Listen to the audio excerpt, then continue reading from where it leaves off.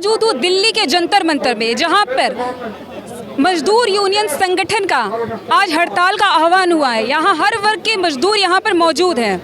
नमस्कार, आप देख रहे हैं नज़र टुडे और मैं हूँ सुनीता तिवारी। आइए आखिर लोगों से जानते हैं किस तरह की परेशानियाँ हो रही है, इस हड़ताल का कारण क्या है। आखिर आज 28 और 29 को रखी गई है हड़ताल।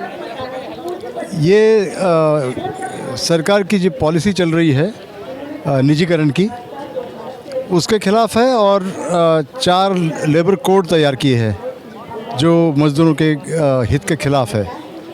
उसका प्रतिरोध करने के लिए ये 2 दिन की हड़ताल है। तो सर, आपको लगता है इन 2 दिन की हड़ताल से सरकार पे कुछ असर होगा और आपकी मांगें पूरी होंगी?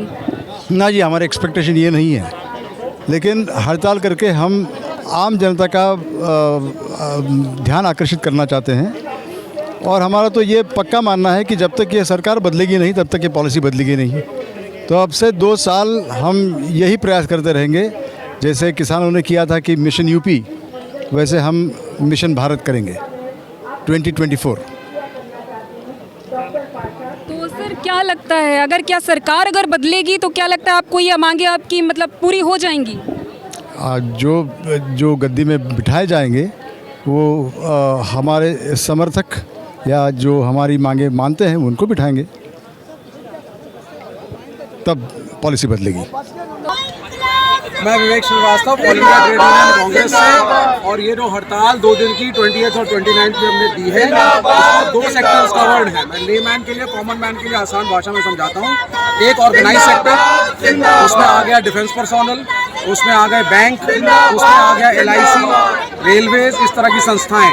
तो इसके सारे एम्प्लॉयज़ ने मिलकर के पूरे देश के अंदर हड़ताल करी है।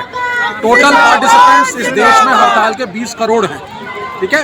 उसके बाद जो छोटे छोटे आपके small and medium size enterprise हैं, जैसे अगर आप दिल्ली से हैं तो आपने बवाना में फैक्ट्री देखी, कहीं और देखी, तो उसके अंदर जो छोटे small and medium size sectors हैं उसमें स्मॉलर यूनियंस हैं, उन्होंने भी पार्टिसिपेट किया।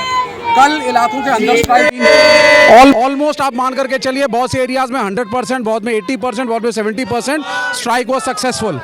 इसमें एंटरप्रेन्योर्स ने भी एक तरीके से जो तंग आ चुके हैं, खासकर स्मॉल ट्रेडर्स और small and medium size enterprise, उन्होंने इस स्ट्राइक का समर्थन किया है। समझे आप, इस स्ट्राइक का समर्थन किया है। क्यों? क्योंकि वो भी त्रस्त हैं। पहले नोटबंदी, उसके बाद GST, उसके बाद जो बड़े बिजनेसमैन हो गए, अडानी अंबानी जैसे, उनकी एक मोनोपोली, तो 100% FDI का आना, तो इससे जो स्मॉलर ट्रेडर और बिजनेसमैन है वो भी परेशान है। तो it is not a fight between workers and the capital class, it is a fight of the middle class, the lower middle class, the worker. ये कंबाइंड फाइट है। तो आज जंतर मंतर पे हम सिर्फ सिंबॉलिकली इकट्ठे हुए हैं एक मैसेज देने के लिए that we are all together. अभी भी यहाँ पे जीवन भारती जो बिल्डिंग थी LIC वाली, सुबह अगर आप वहाँ से आते तो उसके नीचे सारे LIC के एम्प्लॉयज़ मिलकर के हड़ताल कर रहे थे, वहाँ भी नारे लग रहे थे। आप बैंकों में जाते, वहाँ की यूनियंस भी थी। जल बोर्ड की यूनियन यहाँ पे दिल्ली वाली आई थी अभी, उन्होंने भी इसमें सम्मिलित हुए। इंडियन ऑयल के लोग सम्मिलित हुए। तो ये एक वर्कर्स मूवमेंट है cutting across the party lines, क्योंकि वी फील 2 चीज़ें हैं इसमें। मेनली एक ये है कि मोदी सरकार प्रो कैपिटलिस्ट है, पूंजीवादी है, बड़े बिजनेसमैनों को के समर्थन से सत्ता में आप आए हैं, इलेक्शन फंडिंग लेते हैं, और बजट और जो आपकी बेसिक फंड एलोकेशन है वो एंटी वर्कर है। अब आप मुझसे पूछिए, अगर आप कुछ पूछना चाहते हैं तो I can answer your questions. आपको क्या लगता है ये प्रोटेस्ट से, ये धरने से कुछ होने वाला है? जी, ये लंबी लड़ाइयाँ होती हैं, ये आंशिक होती हैं। मैं आपको इतिहास बता देता हूँ। मैं AITUC से हूँ, ये आप जो लेबल देख रहे हो, this organisation was registered in 1920, और 1920 के पहले अंग्रेज़ों की फैक्ट्रियों में वर्कर्स की लड़ाई लड़ करके हम लोग लड़ते थे कम्युनिस्ट। तब ये all India trade union Congress बनाई गई थी। बाद में अन्य संगठन आए, कांग्रेस ने INTUC बनाई, तो तरह तरह के लेबर ट्रेड फेडरेशन। तो ये लंबी लड़ाई है, तो हम उस ज़माने से लड़ते आ रहे हैं, उसके बहुत से फ़ायदे हुए। हमारा पहला जो हमारी अचीवमेंट थी कि मर्द और औरत को एक समान वेतन दीजिए, बच्चों को फैक्ट्री में काम मत कराइए, वर्किंग आवर्स 8 घंटे होने चाहिए या 6 घंटे होने चाहिए, बात करिए इसके ऊपर।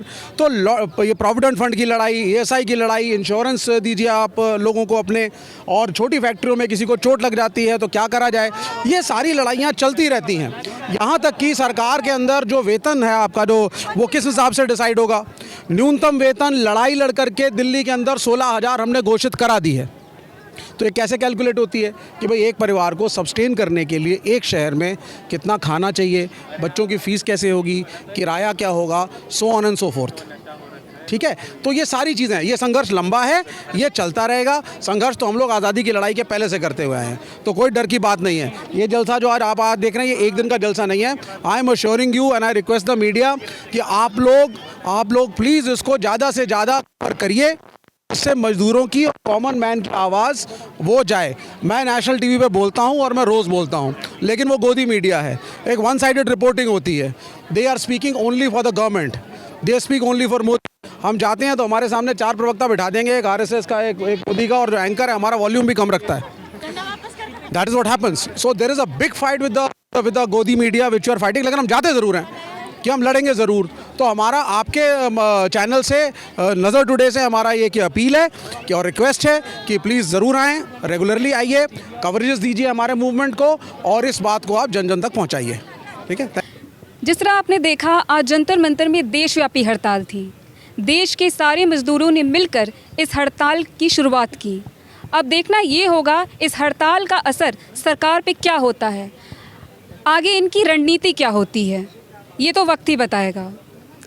कैमरा पर्सन विवेक के साथ सुनीता तिवारी, नज़र टुडे, दिल्ली।